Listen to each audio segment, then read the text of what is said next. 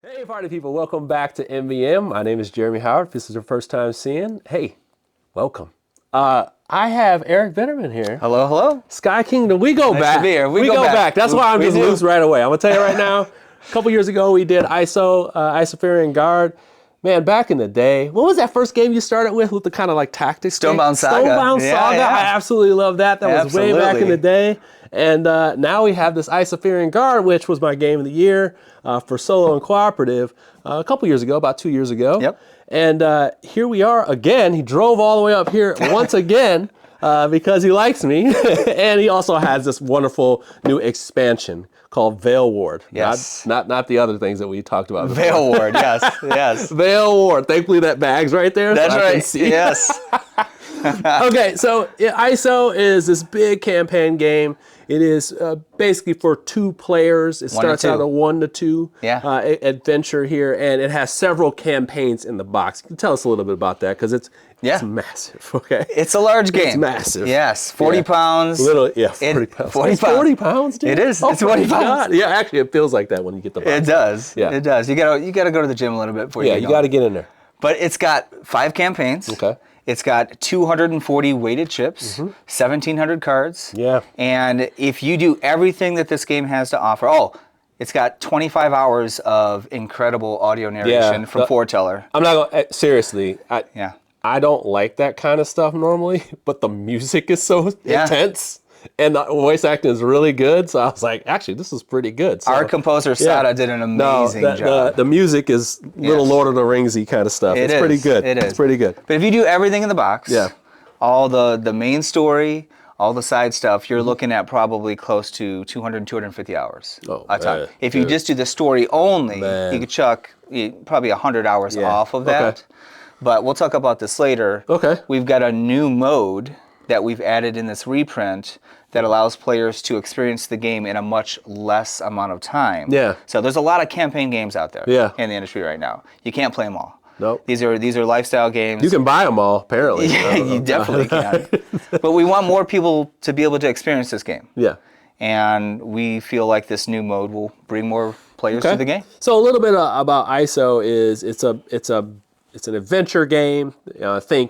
I don't know, let's name off a couple games, like Witcher I was talking about before. Skyrim. Those types of games. So it's similar to that. The mechanics are built around bag building. There's a lot of adventure stuff here. I mean, you can go fishing. You can go fishing. You can go all kinds of stuff. Building a camp, all this crafting, all that different type of stuff in there. But the main mechanic is this bag building and selecting actions and stuff and managing your action points and things like that. So if you're familiar with RPGs, that's going to be the big thing. Now, we can go ahead and start with, if you know a little bit about this game and maybe you haven't played your copy in a while, you actually addressed some of the things that was, that kind of were a little bit of feedback on the game. For me, it was a grind, but I love grind games. Absolutely. But you did address this. We did. So what did you do to address that? Because some people don't know that. So, or what happened, or whatever. They haven't tried it yet, maybe.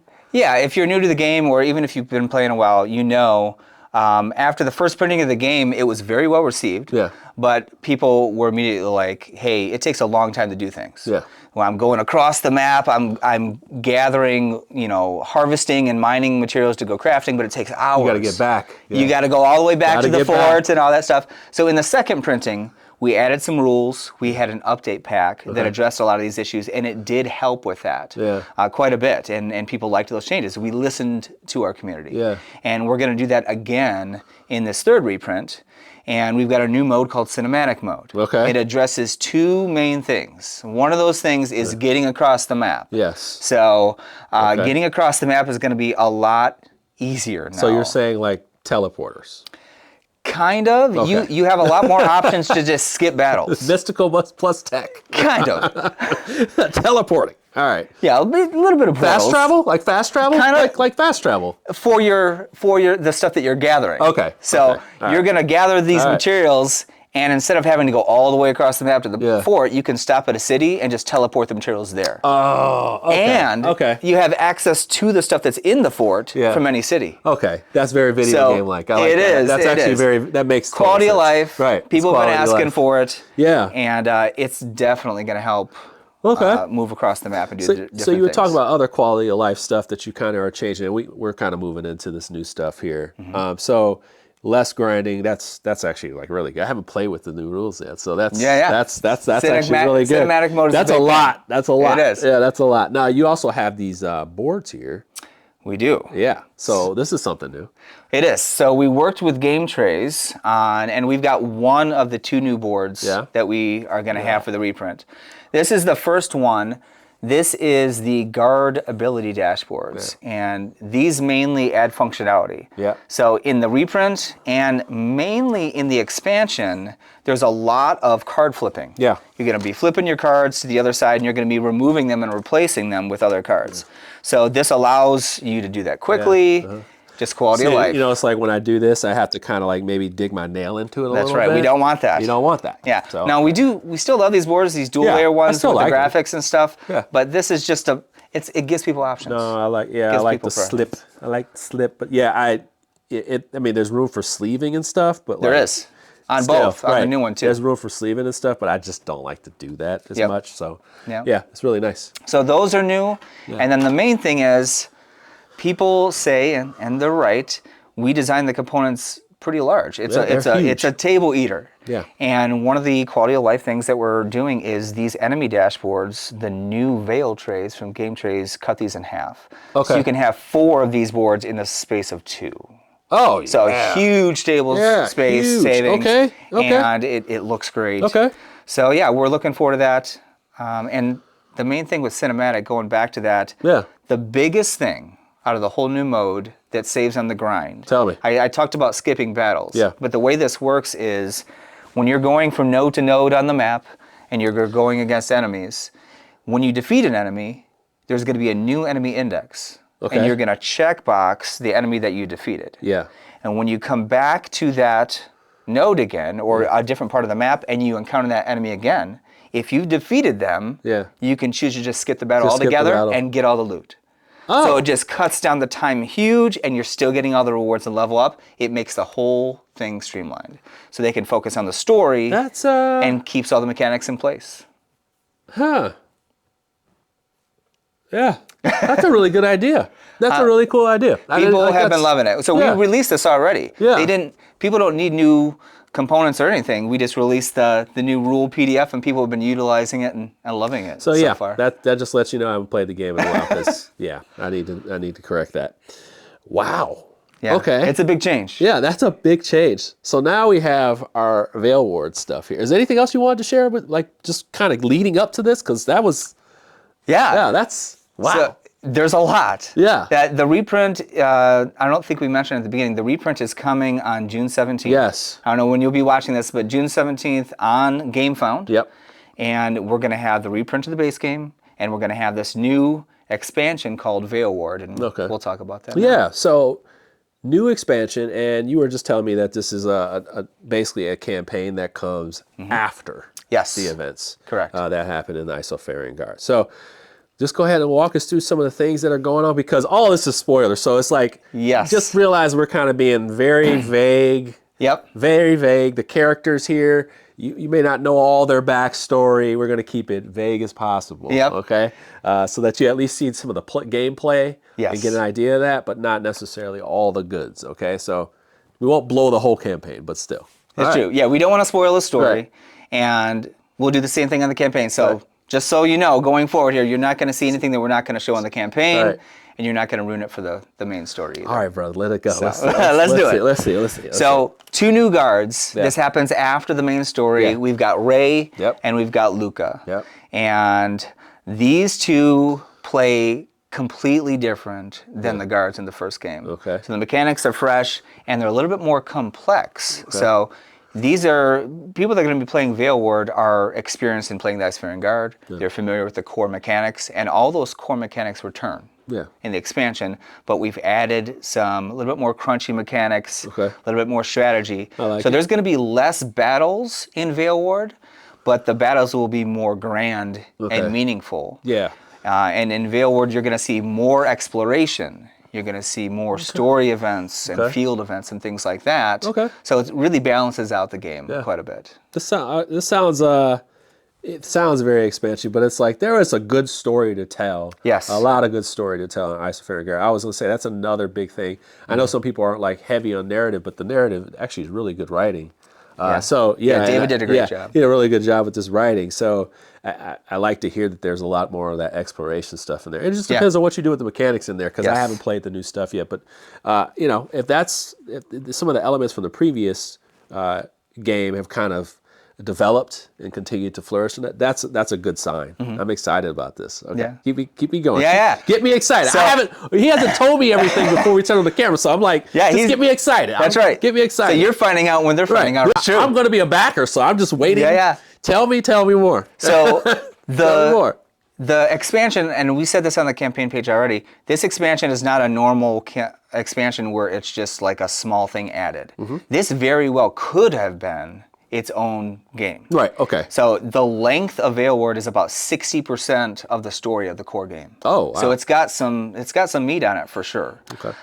So the value is there. There's over 1,000 new cards in the expansion. Yeah, you just like thousands. There's a tray of another 120 chips. Oh my goodness. So in addition to the 240. And you're going to be utilizing all the old chips, all the old boards. Oh boy. One big change is the map. So you can see how big this map of Isofar is. In Veilward, you're going to have this map of Isofar completely there, but it's different. And we can't show it all. Right. It's not here, but you're not even going to see the full thing on the campaign because the map itself would be spoilery. What happened in the story has changed Isofar. Okay. So certain cities, certain landmarks are going to look different. Now we're going to show some of those. Okay. And the opposite side of the map will be the country that's below Isofar, but the full thing called Veilward. So you'll have 2 full countries to explore. Okay. Tons of nodes. Okay. And one of the huge differences, and I know a lot of our returning backers are going to love this, and I didn't even tell you about this, the mini-maps. If you remember the mini-maps. Yes, the mini-maps. So when you go into a city, one of these orange nodes, you have a mini-map that kind of blows up into the city, and it's got all these little nodes in it. Yep. Before, all the nodes were green. Yep. If you remember, green nodes you can't really interact with. You just go to them and do that. So a lot of feedback that we got is like, why do I even need to take the mini-map out? Exactly. Like it looks cool. Exactly. And I could do that, but like I could just go to the city on the main map and whatever. So we thought about that and we're like, why don't we expand exploration and the mechanics more in the expansion, Veilward, to utilize the mini-maps more. Okay. So to do that... You got me going here. Yeah, the mini-maps are completely different. Yeah. So you're going to see yellow nodes in mini-maps, and the things that you can interact with, like the blacksmith, the market, the inn, will have incentives for going there, bonuses. I can go to the blacksmith and get free bonus chips added to my bag. Ooh. Yes, completely different. So different buildings will have different functions now. Okay. Outside more of the port. so than Okay. Yes. That's what I mean. Yeah. And here's the biggest thing. Ooh. Here's the biggest thing. Yeah. For exploration. Keep talking.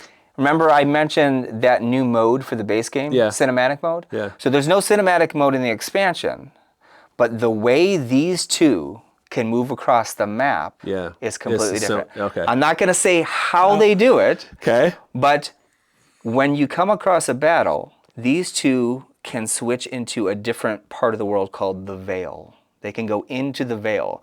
When they go into the Veil, they can just skip any battle completely and just skip across the map.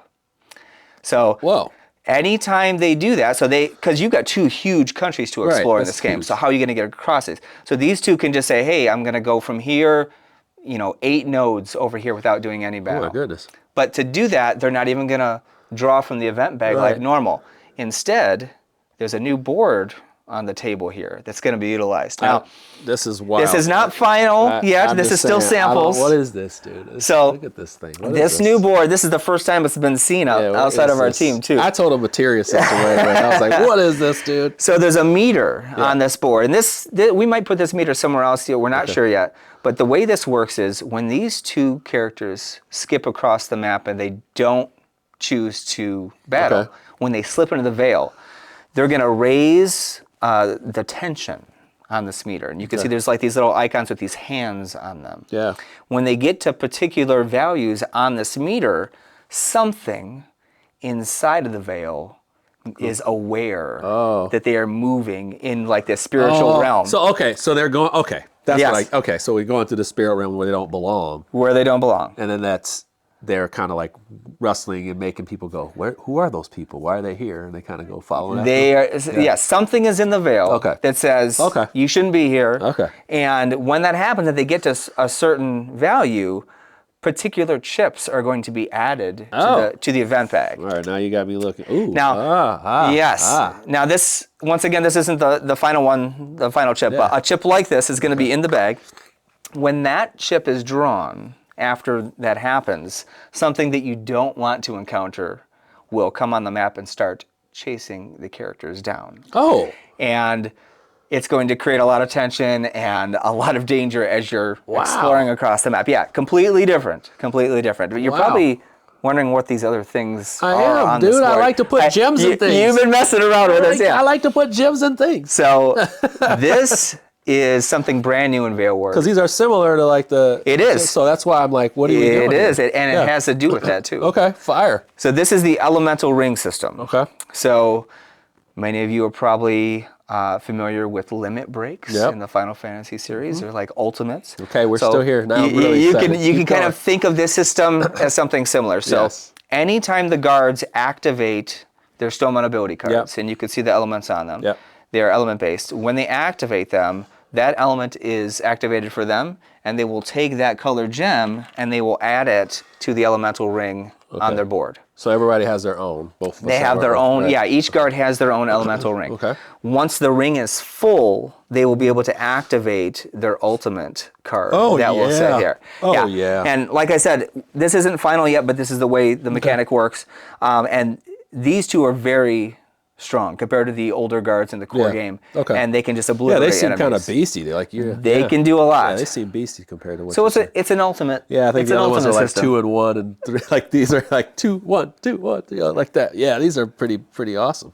Okay, I want to see what's in here. So this is something completely different. Yeah, we didn't even talk about this yet. Okay, so, I know. I just want to. So there's another deck of cards on this board. And in the core game, you've got bag building. Okay. But in the expansion, we've got deck building. Oh. Yeah, we didn't even mention it yet. So okay, cool. Deck building is something new. So these guards are going to have their normal skill trees, just like the base game. Dude, but they're going to have 2 skill trees. Okay. The second skill tree has to do with their deck. So you're going to be unlocking new cards for your deck and building this deck. So when they go into that veil, the battle changes completely, and you start drawing cards from this deck. So, dude. We're not going to go through the whole thing right now, but I can show you really quick. Okay. So, let's say we are in a battle and these two swish into the veil. Okay. So, at the end of the round, the players have the options to swish into the veil. Mm-hmm. So, when that happens, you would clear everything that's on their guard ability board. Yep. And then you would actually flip over this card. Oh, dude, what is this? So they turn into a transformed version of themselves. So this is what they become in the Veil. Much stronger, new abilities, and you actually add new cues to their dashboard that make their... Go ahead. No, I'm just saying, I wanted to be that guy. That's cool. Well, you liked her. These are cool. No, these are cool. So they get a lot stronger in the Veil. Okay, so they become these different beings. Okay. Yes, exactly right. And the enemies play completely different too, and we can talk about that in a bit. Okay. But you have, instead of drawing chips, you switch to the deck. Okay. And you actually draw cards from your deck and play them onto the board. So here's the cool thing. All the ability cards are removed from the board, and you start drawing and playing these cards onto the grid. That's slick. I love this design. And these are completely different. Yeah. So take a look at this. Go ahead and play the first card you drew called Lantern. It should be the top card. Yeah, Lantern. So just play it anywhere on there. So I'll play it here? Yep. All right. So you can see there's these little elemental icons on it, and we'll probably show this on the screen so you can see it closer. But these elements, you want to link them together. Okay. So where you place cards on the grid matters. So I see on the sides. Exactly right. So there's these icons on the sides and below. So, that's... Dude, and that's players sick. can take turns comboing their cards together. Yes. So a lot of co-op action. Yeah. So if you look at your other cards, we're both playing on that board. Yeah, well, there's two. We could play on each other's boards and on our own. That's exactly right. That's right. Because you can transfer stuff and all that. Yes. Yep. Yeah, that's right. Yep. That's so you can see where this is going. Sick. Yeah. Let's say you played this card. Yep. See how it's got a darkness here? And then you have the dark that plays with that. And they link. Oh, when that happens, same thing happens. It goes to the elemental ring. You see where this is going? Yes. Yes. Now, one thing we didn't mention is that's sick, man. We're not drawing chips. Right. But instead, we are using chips that we built up in the first phase. These are new Veiled chips that we're spending on these cards. Yeah. Oh, okay. Yes. Okay. All right. So, all right. There's a lot. There's a lot going on. These are definitely way more advanced. They are. Than the normal ones here. They are. So yeah, dude. Jeez. Jeez. We think people are gonna like it. Jeez. All right. It is. So what are these tokens that I'm doing here? I guess we should kind of give the combat thing. Unless you want to give me anything else before we get into it, just a little bit of combat, just to show. We can go back and show some of the basic combat stuff and how it's different than the base game. Yeah. So let's switch back to our normal modes here. Boo! All right. Now that you see that, like I didn't even flip that over, so I didn't know. So yeah. Surprise. Yeah. All right. So we basically start off a battle. We have these two. We have two brigands here that we're going to be facing off against. And just to give you a couple ideas of how this game works, because I haven't even played with the characters yet. They're a little bit more advanced. He's going to walk us through it. Yep. But typically what you're going to do is we decide on the order, which is always important in this game because you're kind of interacting off of each other. So the pace at which you play both matters, because some characters, just like the initial campaign, it's kind of like I set them up, you knock it down, like a little bit of back and forth. Yes. And each set of characters plays off that a little bit.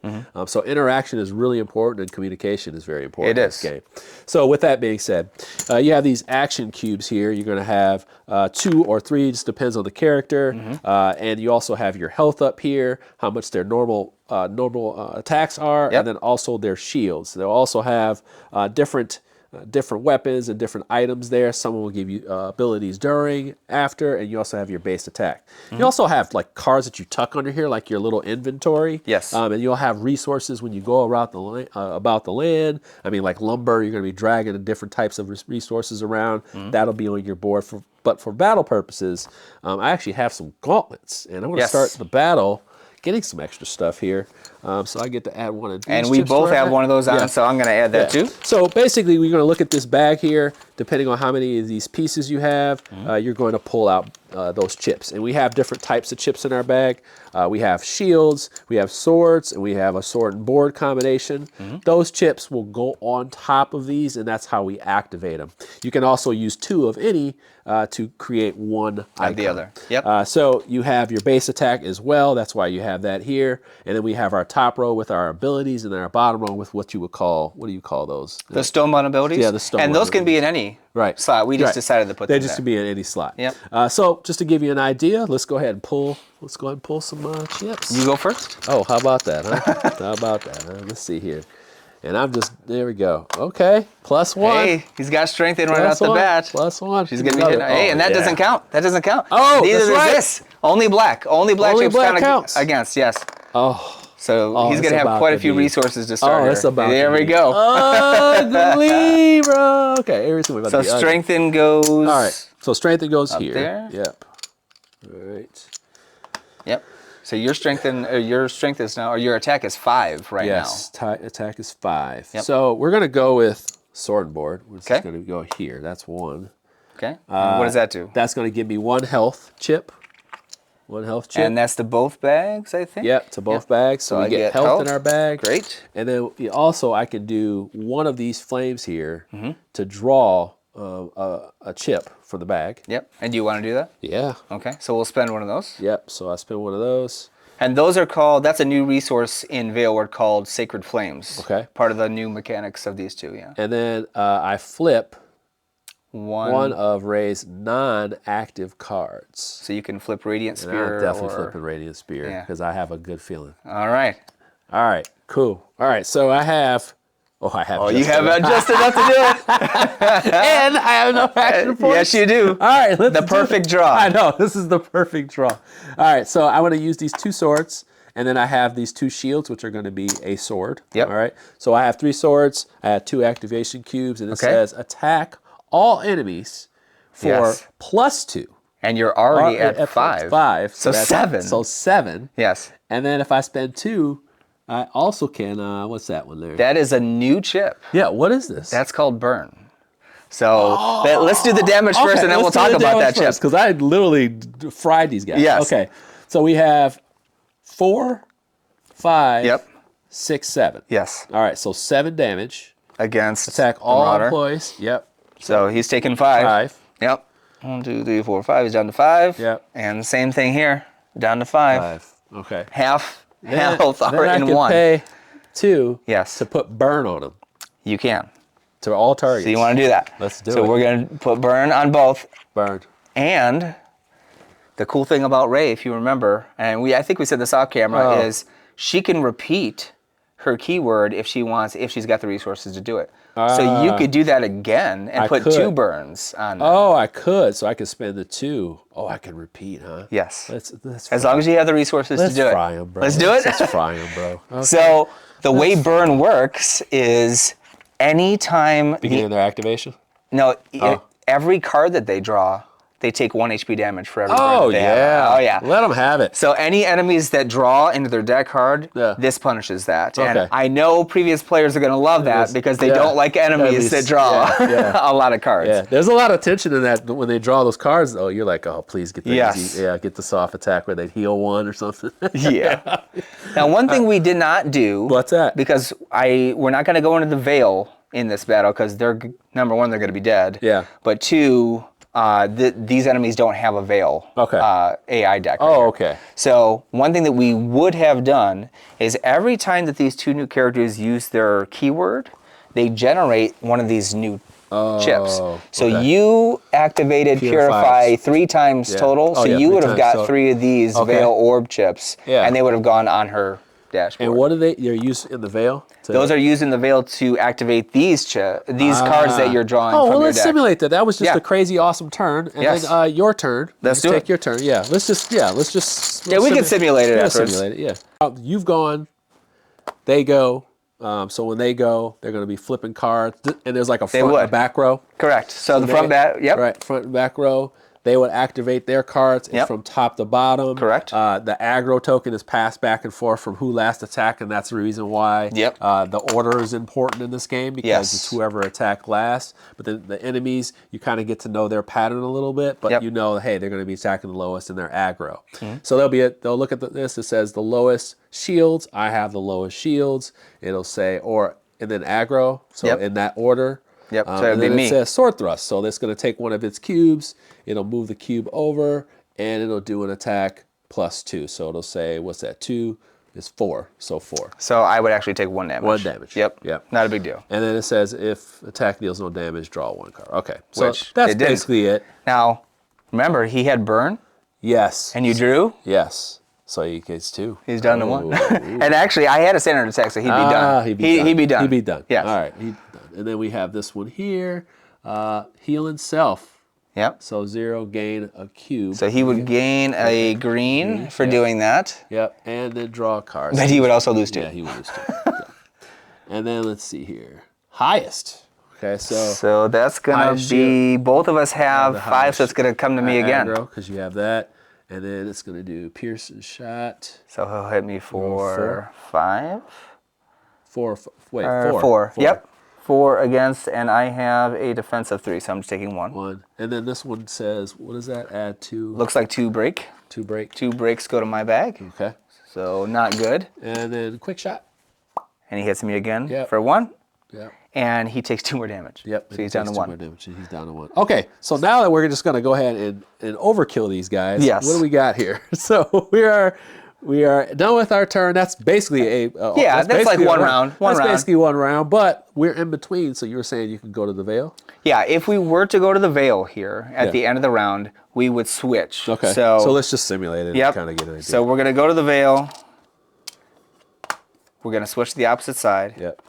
And these 2 get stronger, so we're going to place these blue cubes 2 above where you currently are on attack and defense. Okay. So I've got an attack of 6 now and a defense of 4. Okay. So here. All right. Yep. And then, and these chips would obviously be cleaned up. This would be a new round. Yep. But what we would do is we would draw cards from this board equal to our cubes, just like we are drawing from the chips. Okay, it so works the same way except as cards. So, then go ahead and draw 2, Yep. and then I would draw 2. I got 3. Oh, you do have 3. That's right. All right. And now, based off what we drew, then we would start playing cards on the grid. Okay. And these would be played on this grid. I'm doing this for sake of time. Okay. So they'd be played on the, Yes, these cards would be cleaned up and we play them right on here. But for now, take a look at your cards, and if you got the chips, you'd play them on the grid. Hey, you know, this one says shift adjacent cards up 2 spaces. Okay, so this is like, you can also move them across the grid. You can move things around. Things like that. So you can be like, hey, let's reposition this. And this actually looks like a more advanced version of like where you start at in ISO. Because it's like, in the beginning, the one guy's like a potion kind of person. Apothecary, apothecary, and then the other one is like more of a... He's like a sword and board kind of guy, but like he has like a combo thing that he does. Yes. So it's these guys, they all play off of each other, but I'm assuming this is at another level because just like this, there's a lot of positioning cards. Yeah. Ray draws one card if I play this one here. Yes. So she started with Lantern. So I might want to play that here. Yes. And it says we both draw 1 card. So we both draw 1 card. Yeah. So that's the perfect card to start with. So that's the perfect card to start with. Yep. And it costs 0. It costs 0. Yep. That's perfect. Now, one thing we didn't talk about is these new cards, you'll notice have a number, a Roman numeral on the bottom right. Yeah. Part of their skill tree is these cards could be leveled up. New ways and new mechanics in this game is you're not just going to unlock ability cards and they're just set.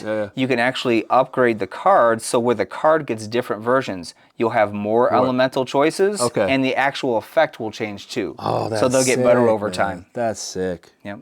This is a lot of good stuff. It's good stuff. It's fun. A lot of good stuff. This is just a sample of a lot of things that are going on in ISO, this new ISO stuff.